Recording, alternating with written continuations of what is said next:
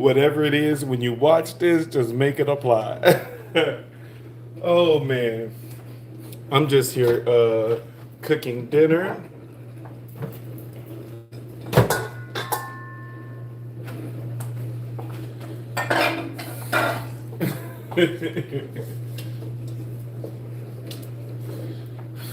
So yep, I'm just here cooking dinner, and we finna get about the most recent video. Oh man. All right, y'all. So don't judge me on the cornbread. I was doing multiple things at the same time, and I kept the cornbread in a little bit longer. But I mean, it's not bad. But don't judge me. So I'm just getting ready for dinner. We got beans. We got barbecue baked beans. We have cornbread. I got my rice, and then we have smothered chicken.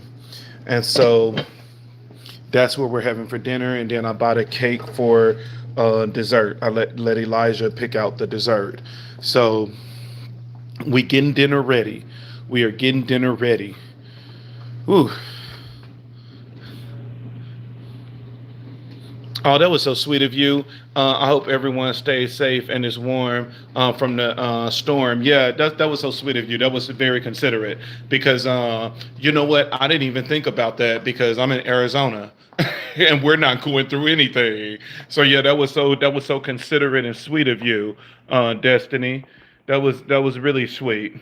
That was the first comment you made is caring about other people. Oh, what a kind heart. That was very sweet. All right, y'all. I wanted to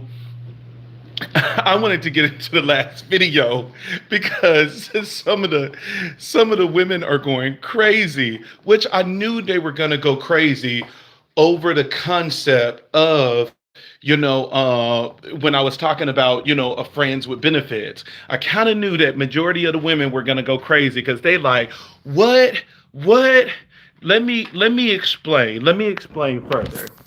So, am I telling somebody to go out there and be a nasty asshole? By all means, no. Don't be going out there being no nasty asshole, sleeping with anything and everything. We don't want that.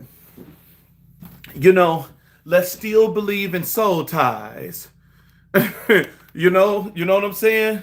Let's please still believe in soul ties. But what is given you is practical information. At the end of the day, we gotta learn how to be more practical. And we can't have this concept of being like the church.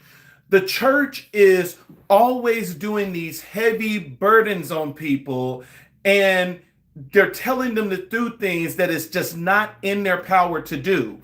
Not everybody have the willpower to just completely, abstain from something. And so not everybody have that willpower. And when we put everybody in the same box and we try to use the same method for everybody, we have a lot of problems. And we have seen that throughout the years in Christianity. And then that's when people start doing a lot of stuff in secret because I got to be more holier than thou than my neighbor. And by me showing that I'm struggling in anything, it's a weakness. And then the church will attack me and they will throw stones at me. And so it's like, let's not keep that same concept on the spiritual side. The whole purpose of spirituality is to have life. It's to have life breathed inside of you. And so we got to follow some of those practical things. And so when I'm saying that, look, if you have someone that, they want to have sex, they have those urges, and they don't want to be celibate or they don't have the ability to be celibate, then it is better for that person to find that one consistent friends with benefits and to get that from them. And so let's look at the opposite side of this. When we force people into celibacy because we think that this is the only way. and we think that this is the only thing that can be applied. That is when we start running to issues like the Pope. You think somebody just wakes up one day and say, "Hey, I want to rape me a little boy. I want to get me a 9-year-old, and I want to essay a 9-year-old." Do you think people just wake up like that? I don't even understand the concept when it comes to the restrictions and stuff that we put on the popes and stuff like that. That we tell them that you got to go the rest of your life without sex. Now, number one, what kind of cruel God is that? That you give them the urges, you give them the desires, and this is a natural thing that will flow, but then you tell them, but oh, by the way, I don't want you to act on it. And so it's like when we come up with these things and we just think that we're holier than thou because we have been taught in Christianity in order to be closer to God, we got to punish and suffer ourselves. We got to suffer with urges. We got to suffer and carry the cross for this. And we got to carry the cross for that. And you got to carry the cross for this. And that is why majority of you are not majority of you. That's why, let me rephrase that. That is why the majority of people is going through mental crisis, and mental crisis is escalating. And it's because of these unrealistic expectations that the church have set and all of these other spiritual religions have set. Is that we keep telling them to do things that sometimes is not in their power to do, and we got to learn how to be more practical. How can we do this? How can we tell somebody to safely have sex, to lower the risk of STDs, to lower the risk of soul ties, to lower the risk of you being a hoe in the community? How can we tell somebody that a practical way that you can go out and get what you need, but trying to be as safe as possible? And that is the only thing that I could think of is go out, get a friends with benefits, use protection, because you don't want to get this person pregnant. You don't want to get an STD. You need to be doing rituals weekly where you're taking your pubic hair and wrapping it around angelic root, and you're burning that shit so that you're not carrying that energy with you. And so I know a lot of women, of course, they got sidetracked by the conversation where they like, what? A friends with benefits? Like, I want me somebody that's going to be whole. Just because somebody is using a friends with benefits, it doesn't mean that they're not whole. And this is the concept. If we get out of slavery mentality, if we get out of the slavery mentality that we learned from the church, we would be a whole lot better as a people. Even the Bible tells you that if you burn with the desire of lust, that it's better for you to get married. And so even with that scripture alone, it's telling you that if you burn with the desire of lust, that it's better for you to be in something committed. It is better for you to be in something committed, connected to one person, and not being out here in these streets being a nasty ass hoe and slinging that dick around and everything and allowing everybody to slide in that motherfucking pussy. And so even with that scripture alone, it is telling you that you need connection. And that if this is something that you are not strong enough to say, hey, you know what I'm saying? I can't be like some of these people and say, I'm going to be celibate for the next, 10 years. Then by all means, let's take the practical side of things. And this is the one thing that if you really read the Bible, I don't like listening to anybody. And I know y'all going to be like, what? As much as you say white colonizer Jesus, I really don't like listening to anything in the Bible outside of Jesus. Because if you really read the New Testament, in the New Testament, Jesus was the only one that had practical advice. He was the only one that had practical advice. After Jesus, you had Paul getting on to all of the churches, and sometimes Paul was a little harsh Sometimes some of the things and you got to think about it. Paul, you was in this situation before. You know what I'm saying? Like you were in this situation before when you were killing the Christians. It's like you were hard then and you just transferred that energy and now you're on a different team. But the one person that was the most practical in the Bible, it was Jesus. All of the other religious leaders were saying that you cannot heal on the Sabbath. And that is the mindset that a lot of us are in. We are in this religious mindset that, oh, I can't touch this person because I'm going to be unclean. And because, this is the Sabbath day. And they don't take practical information. And that's when Jesus said, but what about if this person is dying? What about if this person is sick? So you mean to tell me you're just going to let this person just seize up on the side of the road? And you're not going to lend a hand because it's the Sabbath day? And so I like how when Jesus said, look, I didn't come to take away this shit. But at the end of the day, he came to establish it, to teach us a practical side of things, not the white colonizer Jesus. Let's say in this situation, he black. And so we got to learn how to come on a more practical approach, because if not, you're going to lose the youth. You're going to lose them. This is a completely different generation that needs practical teachings. More than any other generation, this is the generation that needs practical teaching. And it's like we can't keep going in this thing of, in order for you to be closer to God, you have to suffer yourself. You have to, that is the equivalent of self-harm. That is the equivalent of you taking blades and stuff and cutting your hands and stuff like that. That's what so many of you do spiritually. And you do it for years, and then you look up and say, God, I have suffered for you for 10 years. Why do I still not have my husband? Why do I still not have this job? Why do I still not have this? And it's looking down on you and saying, nobody told you to do that crazy extreme shit. Nobody told you to make yourself suffer. But that is the concept that we always get when it comes to Christianity, that in order for me to please God, I'm the sacrifice. In order for me to please God, I got to literally sacrifice myself every day. Did we not learn in the Old Testament when he took, Isaac away and gave a real sacrifice?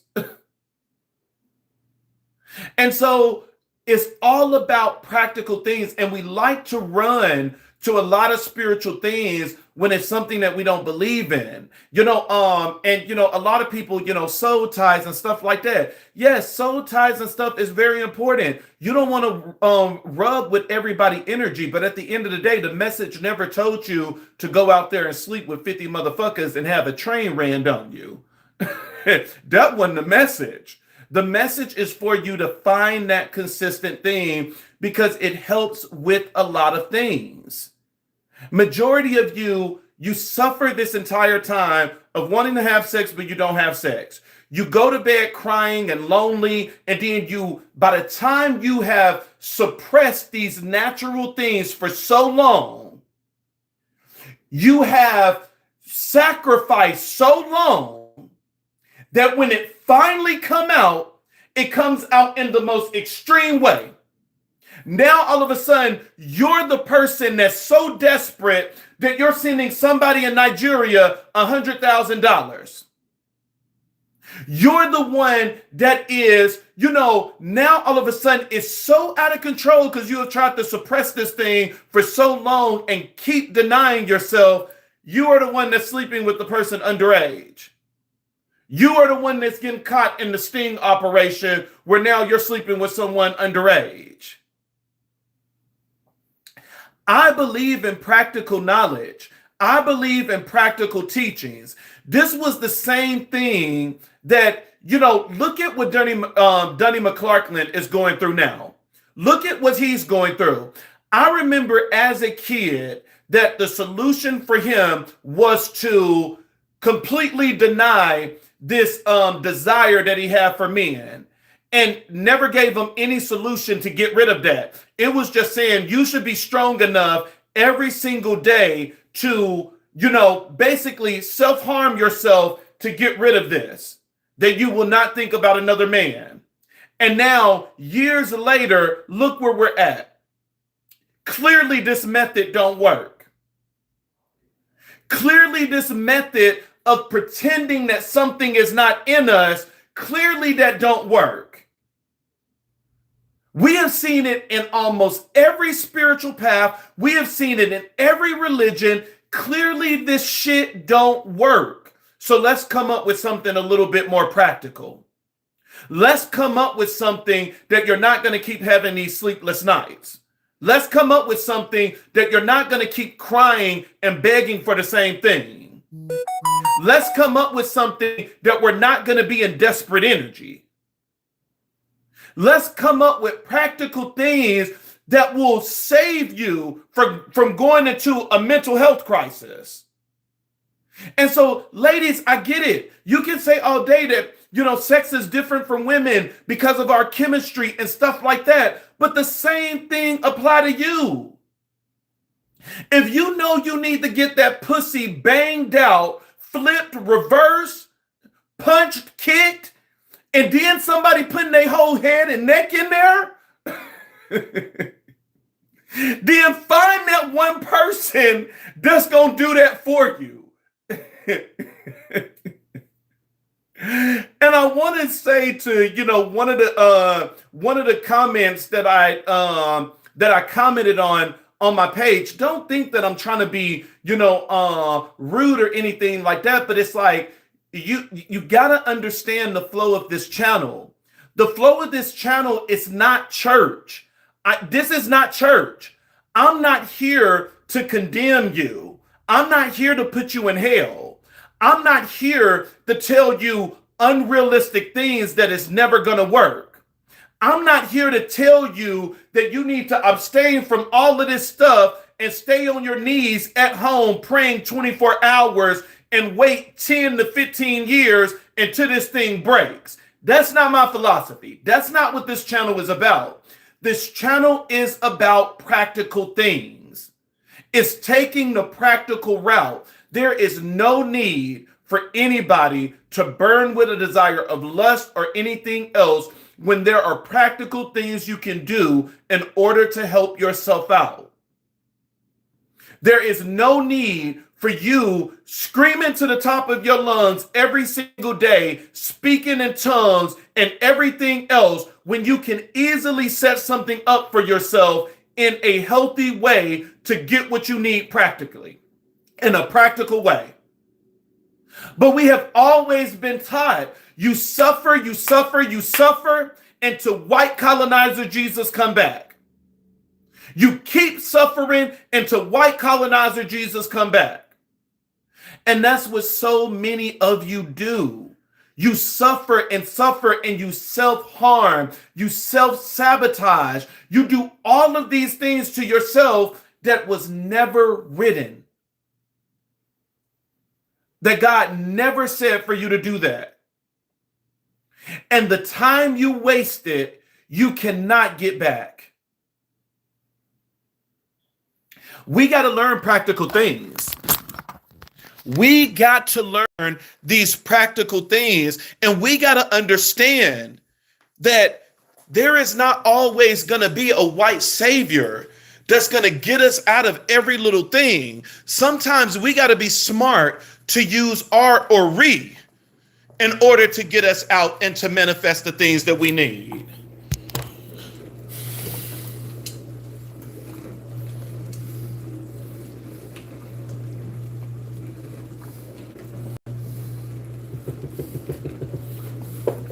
Just checking on the food. Just checking on the food. Got the smothered chicken. Smothered chicken is going. We got the beans. We got the cornbread. Don't blame me on the cornbread. I was doing some at the same time and I left it in there long, but it's not bad. But we got the cornbread, we got the rice, and then Elijah picked out the dessert. And so, we got this shit together.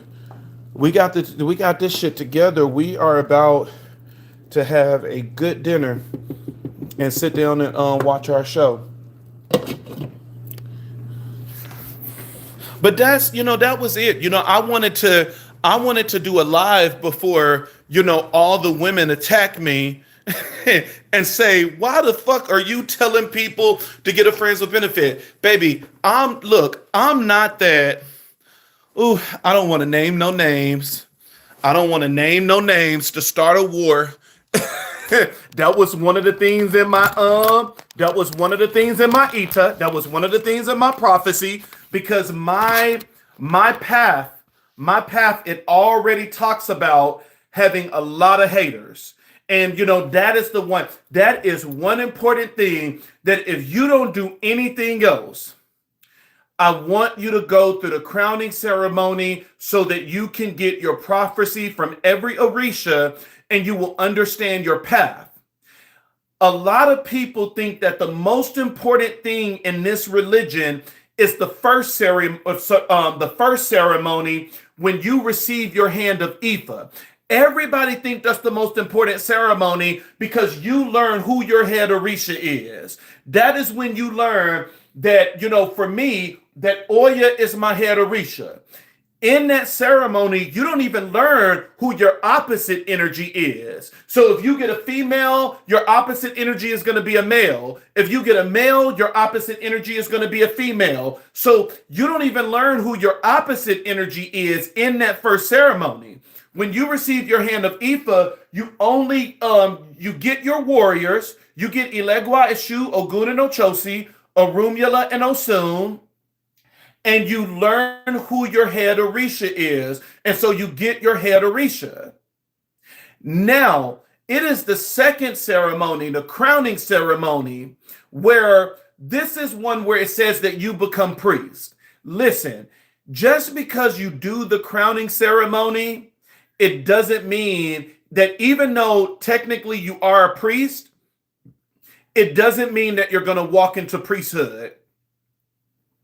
It doesn't mean that you're going to be doing divination for people, that you're going to be doing rituals for people. It doesn't mean that. If that's what your destiny entails, then that's what your destiny entails. But the crowning ceremony is not to give you authority to walk in the priesthood.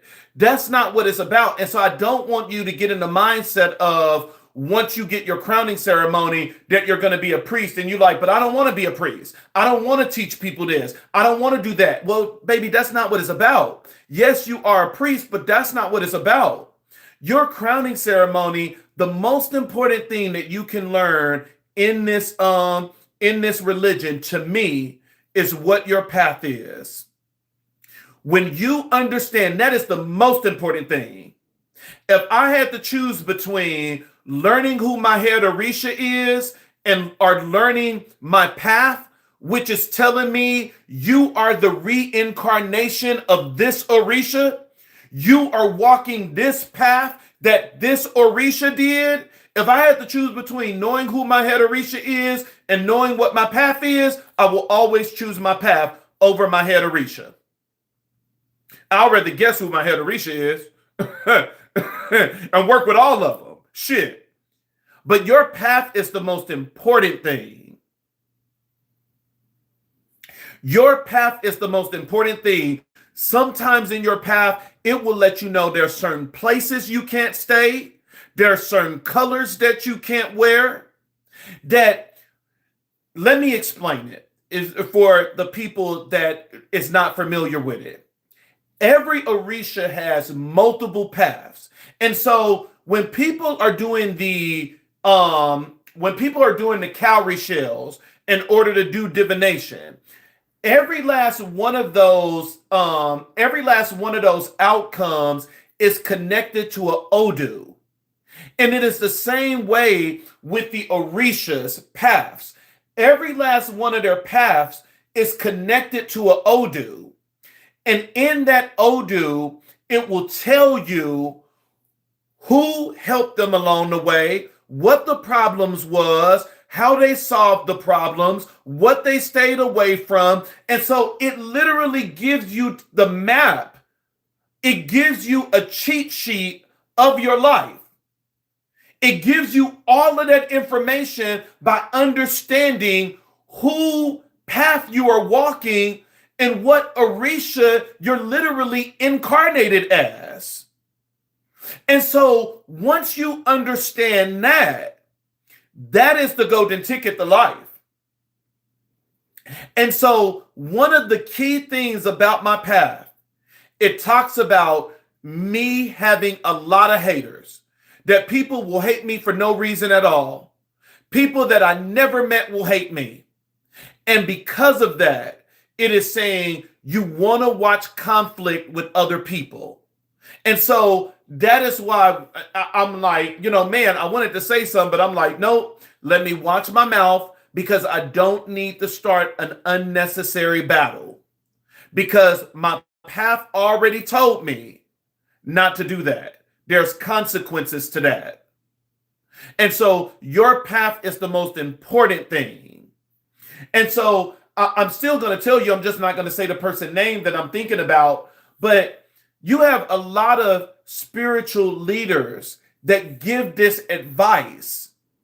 And then you find out later, and you know that it's spirit. You find out later, years later, now all of a sudden spirit is revealing that the very advice that they gave you, they didn't even take themselves. They couldn't even do themselves. And that is what Jesus was getting on the Pharisees and the Sadducees about. That Jesus was telling them that you don't understand the very burden that you are putting on these people. You cannot do these fucking burdens yourself. You were saying don't work on the Sabbath, but you're working on the Sabbath. The only thing is you're sneaking and doing it. But you are putting a whip to these people, and when they fall, you are putting them in prison, you are beating them and doing all of these things. And the same thing you see in the Bible is still being done to this day when it comes to religion. That you will have a pastor getting up there, or the Pope getting up there and telling people to do these things in their life, and this very thing they can't even do themselves. And so instead of keep telling people to do these hard things that can't be done for most people, let's come with something more practical. Let's give them practical advice that it will set them up for success and not set them up for failure. That is the key. That is the key to this thing, is what is the most practical advice that I can give you? The most practical advice that I can give you, if that pussy is keep itching and it needs to be pounded, flipped and reversed, punched in the stomach, somebody whole head in there, and then they taking it out and putting their whole fist and arm. If you just keep burning with that urge, baby, go get Damar from down the street. I believe he can do that for you. And so, somebody said earlier that they were like, well, if people have friends with benefits, why they don't just get with that person? And, once again, don't think that my, comment is being rude or trying to attack you in any way. Like I told you, that's crazy talk. Being compatible with somebody on one level and going into agreement and going into contract, that is not alignment, and that is not compatibility. That is not alignment, and it is not compatibility. When you are talking about a relationship, it is something completely different. And the only thing that I'm telling you in the beginning is that, ladies, the only thing I'm telling you is don't rush things. Y'all act like I was telling y'all that, this man is finna be dicking everything down at one time.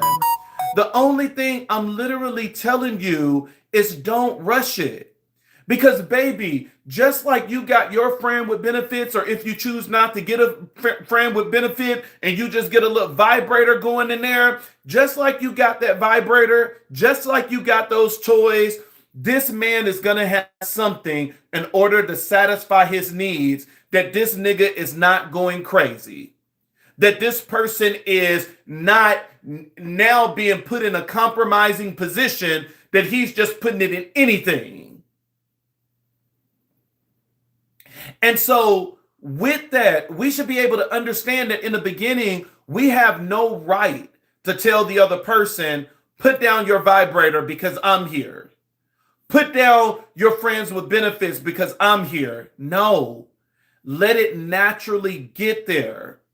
Rushing into a relationship and forcing somebody to give up whatever they have established in order to, keep them whatever, is very foolish. And then another thing that we have to learn, because somebody was saying it in a comment where they are like, well, for somebody not to control their sexual desires, they're not spiritually mature. Yeah, we got to learn that we're not the church. That is what the church do. Let you without sin cast the first stone. And they cast stones at each other all day, every day, thinking that they're better than the next. Baby, if you can glue that pussy shut for a whole 7 years, don't think you're better than the person that can't. We got to stop doing that in spirituality. Don't bring the crooked church energy into spirituality, that you feel that you got to attack your brother or sister. And so we don't need to do that in the comments. Do not attack your brother and sister because they may not see something your way. Don't bring that church energy in here. The same church energy that will attack the fags and throughout their whole entire sermon. They're fags and all of this other stuff. And then the very person that they attack, they're now saying, but we need y'all to sing us out of here and put us in spirit. The fuck? The fuck? You gonna sit there and abuse somebody the whole time? Punch them in the gut throughout your whole sermon?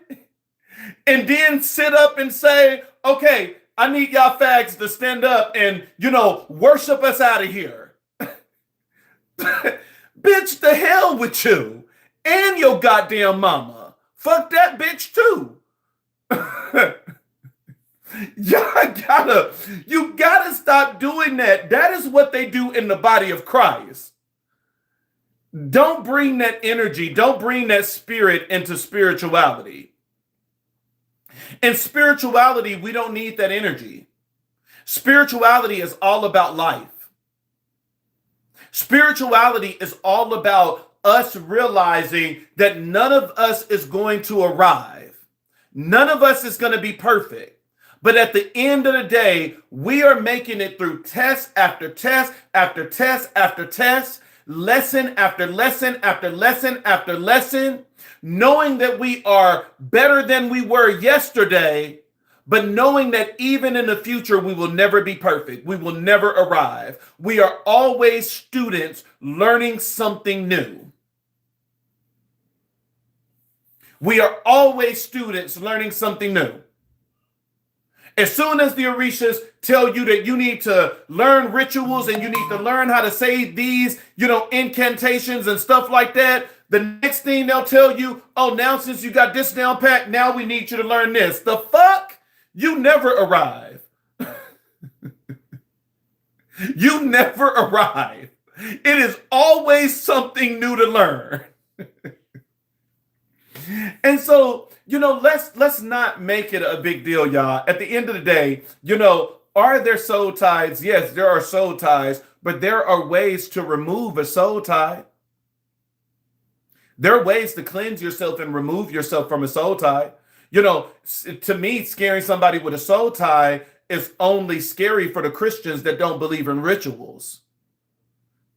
But I'm not saying going out and just sleeping with anything and everything and then do a ritual to remove yourself from that energy. But at the end of the day, we have to learn that people are human. People are human. And we got to always understand that people are human. And we got to allow them to live in their humanness. I don't like things like, the Pope and stuff like that, where you tell them that they have to go their whole life without sex. That is foolishness to me.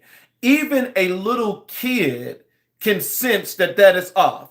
Even they can discern that there's something wrong about this philosophy. Now, if he gave it to you to use, if he gave you the desire, why the fuck would God do this unless he is a cruel God? Unless this is nothing but a joke to him, that he is looking down and saying, "Ooh, look at that motherfucking idiot. Ooh, look at that motherfucking nigga. Look at him. He holding out."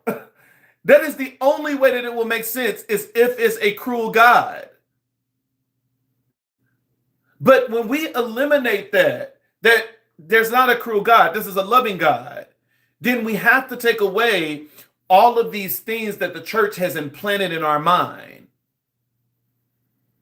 We say, from this, oh, you got to think about soul ties. You can't mess around with all of this energy. But then look at David hoish ass. Even on his deathbed, having young women to lay on him butt naked to keep him warm at night. And y'all praise him. I want to dance like David danced. Baby, when David was dancing, he probably was getting his dick sucked and his booty ate.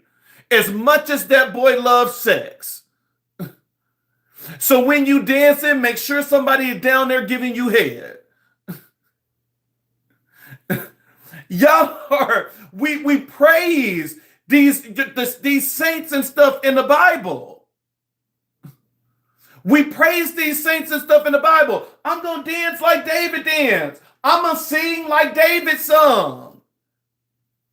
And not realizing the full story, that David was a 100% whole. And at the end of the day, God still said, this is the one that I like out of every last one of you motherfucking niggas.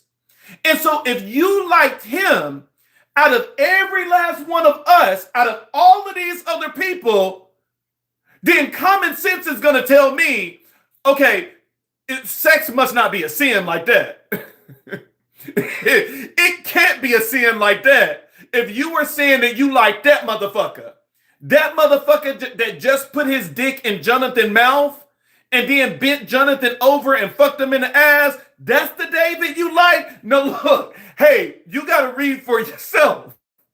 But there was a strong relationship with Jonathan and David. You got to be doing some stuff to make a son go against his father when your father is the king and your father is over everything. There is no one more powerful in the land, but yet you chose David over your father. Nah, David gave you that good. No, and maybe that's what somebody was talking about in the comments, where they were like, oh, well, women is different. Well, clearly Jonathan is different too, because David had to hit that spot in order for this nigga to go against the king, in order for this nigga to side with David, a stranger that he did not know, over his own father, who was the most powerful thing in the land at that time. And they said David was gorgeous, baby. Bible said this motherfucker was gorgeous. And then the way that David talked about Jonathan in later on in the other chapters, it's kind of like, okay, Dave, I see you. And notice how the only thing that he was seen as doing wrong, it wasn't all the fucking he was doing. It wasn't his relationship with Jonathan. It wasn't the young people laying on him when he got old naked in order to keep him warm. It wasn't that. the thing that he got on God's bad side for was sleeping with another man's wife and then putting the husband in the front of the line so that he can purposely die. That is what he got. That is what he got on God's bad side for.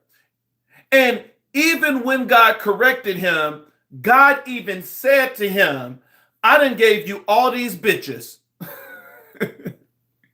He said, I done gave you all these bitches. I done gave you a white one, a black one, a Mexican one, a Filipino. I done gave you Jonathan. I done gave you everything that you can ask for.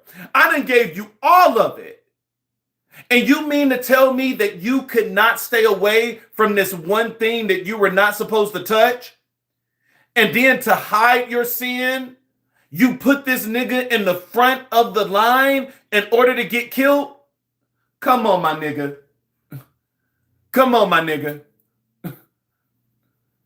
You gotta do much better. Now, David can't say whoop-de-doo in that situation. He can't say no whoop-de-doo.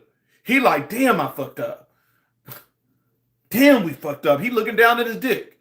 Damn, we fucked up. So let's just think about practical ways, y'all. That's the whole message of this, is being just practical. David was a savage. I love David. I love the story of David. You know, I really did love the story of David. But, you know, that's the one thing about it, is that, you know, spiritual people know the Bible more than the Christians do. Because some of them don't even realize how big of a hoe David was. And it was not seen as wrong. That was the thing that used to always ponder my mind as a kid. That in church, they will tell you over and over again, don't have sex with multiple people, soul ties and stuff like that. But yet you read David's story and you like, he in pussy and booty hole. How the fuck is this nigga not considered the biggest sinner in the Bible, but yet he's the opposite of the most loved by God? So clearly we're missing the mark when we come up with these things, these burdens that we put on other people. Clearly we're missing the mark of what it is that God is really looking for. Because when we look at David's life, I don't think God is looking for much.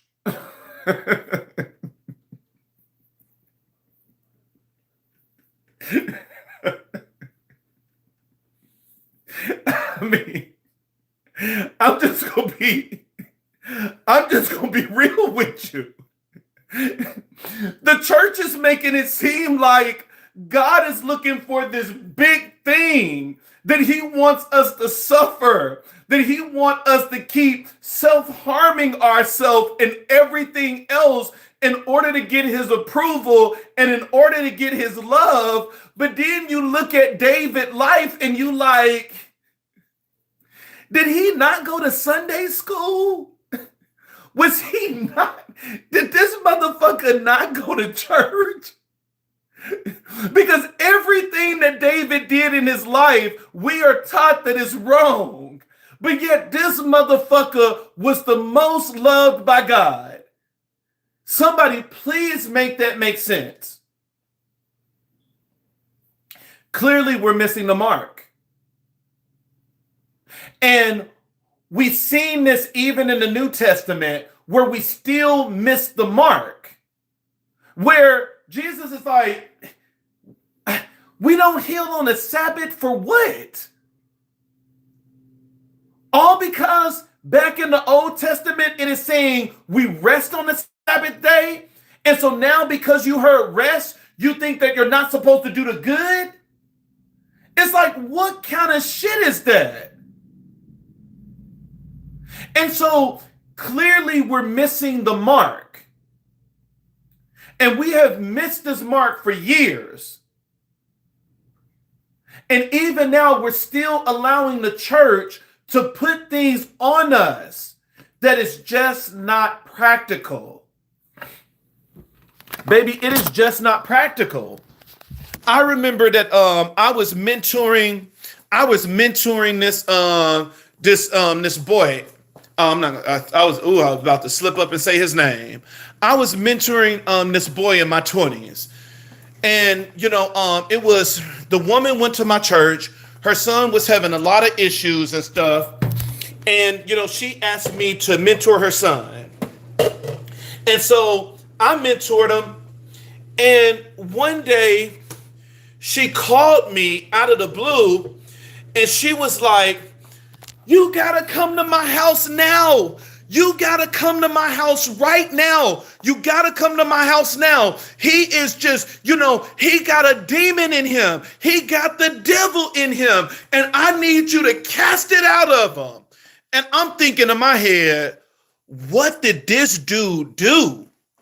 I'm thinking, what did he do? What could he have possibly done? Because he has been doing a whole lot better since since I've been mentoring him. And so I rushed over there. I stopped everything that I was doing and I rushed over there. I'm surprised I didn't get a speeding ticket. I get there and she has Juanita Byam CD playing really loud to the loudest that it can go. She's going from room to room with the anointing oil, anointing the door, and casting demons out of her house. And I'm like, what is going on? What did he do? I'm like, what did he do? And she was like, I went in his room and I caught him jacking off. Girl, this why the fuck I'm over here? This is why the fuck I'm over here? It's because you caught him jacking off? You seen the little nut leave that little bitty dick, and now all of a sudden you think you gotta anoint the whole house?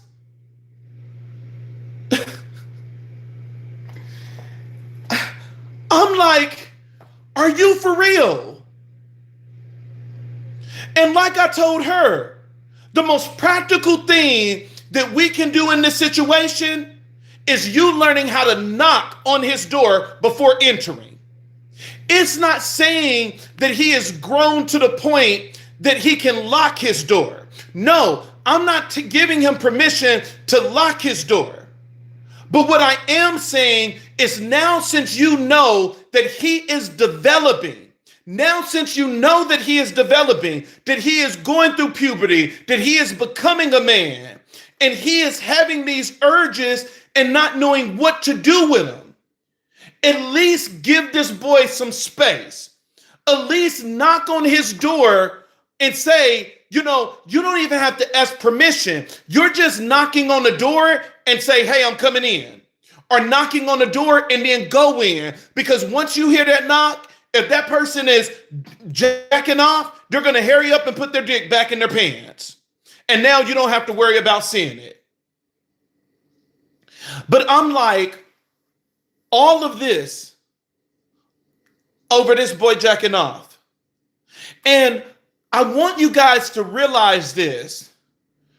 Do you not realize how you made that kid feel? Do you not realize what you made that boy feel? You made him feel that what he was doing was completely wrong.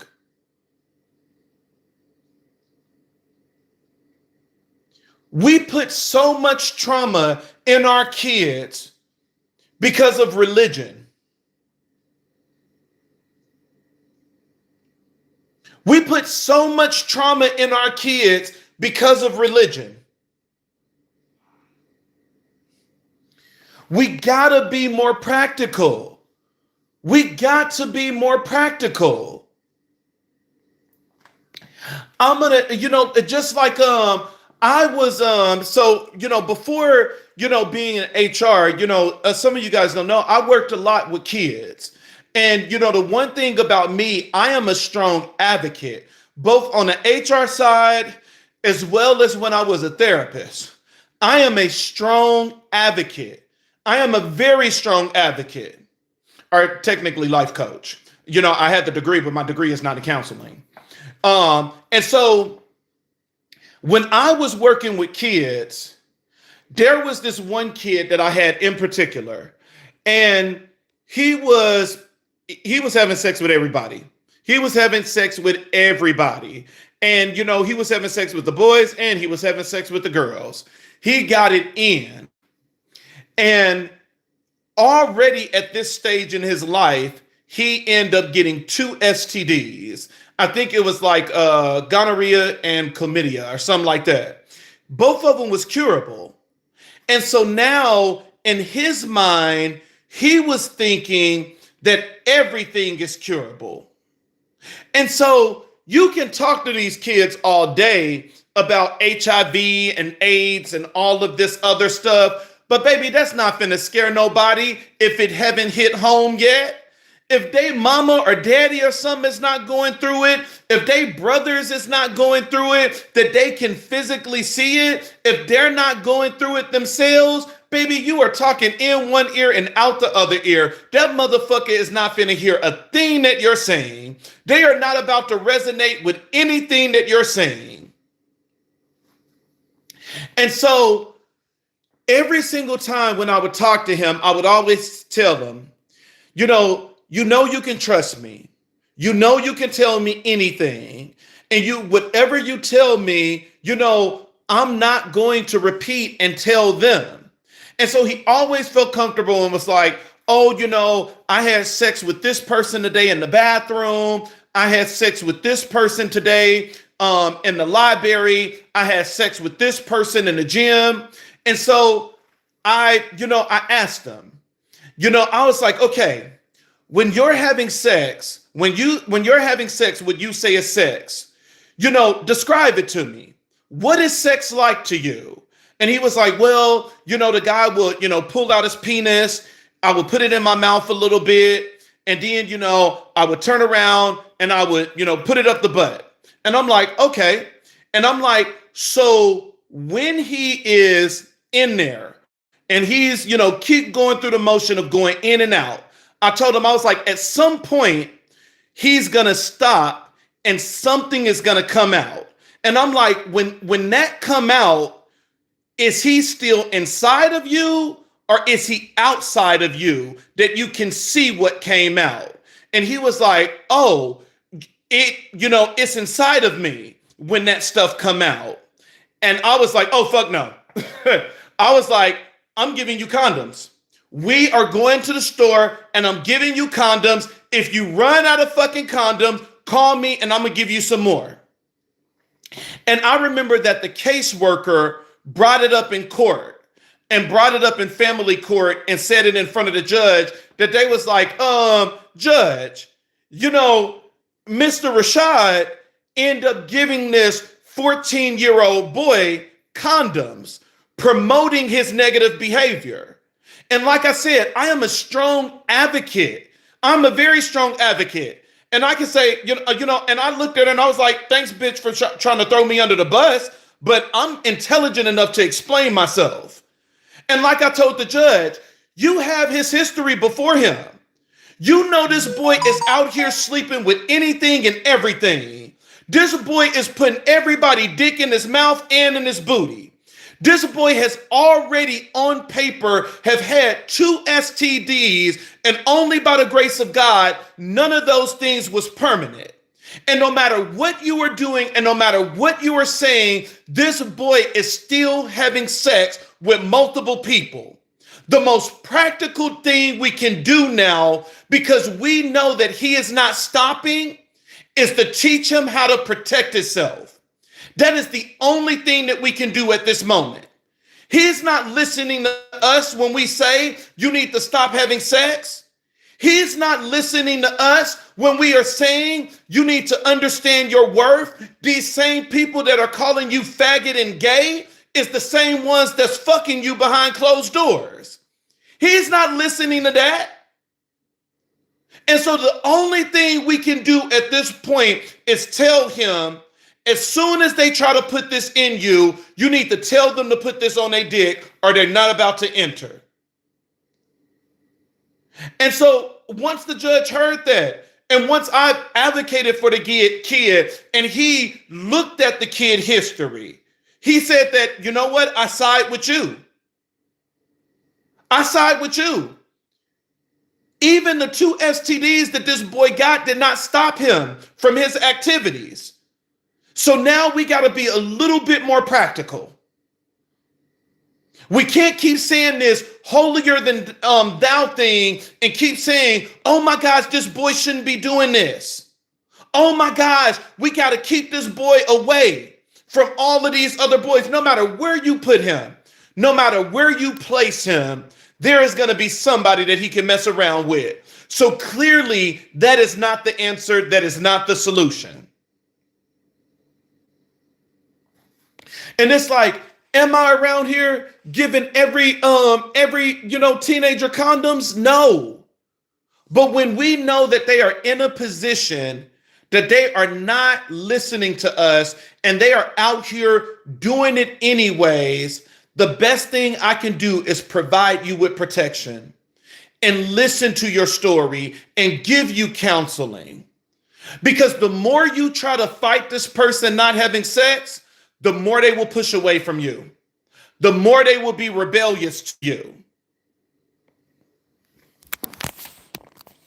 And so we have to learn how to be more practical when we give our advice to people.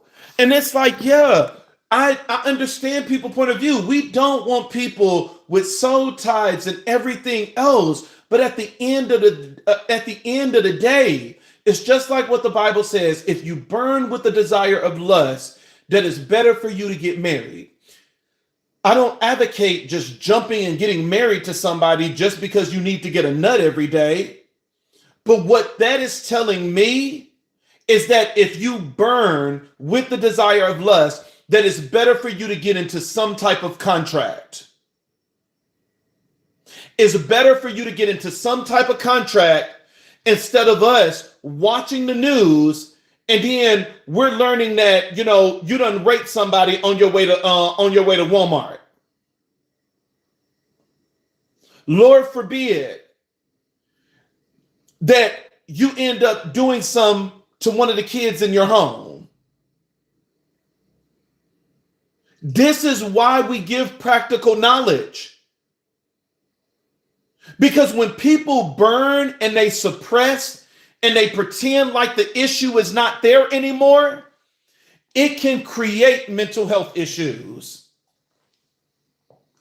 It can create more problems for everybody involved. It is better for us to come up with practical ways. It is better for us to come up with practical things. And so for everybody that left comments on the most recent video, I get it. I get your point of view. I get what you're saying. But at the end of the day, my job is always going to teach practical knowledge. Now, y'all, this smothered chicken is done. I just turned it off, so we're about to eat. We're about to eat. I got the smothered chicken is done. Got the cornbread. Got the beans. Got the rice. We got dessert. We about to eat and we about to watch our show. Yeah, you got to add Walmart in there because Walmart is so ghetto. Like if something is gonna go down, it's gonna go down on a Walmart parking lot. It's gonna happen on a Walmart parking lot, and you like, damn. We're watching the show we're watching now is Teen Wolf. And so we just made it to season 2 of Teen Wolf. And so, that's very important for us is that whenever we eat, we always sit down and watch a TV show together. And whatever TV show we watch when we're together, we can't watch that show when we're alone. And so when we're not around each other, we watch something completely different. And so right now we're watching Teen Wolf.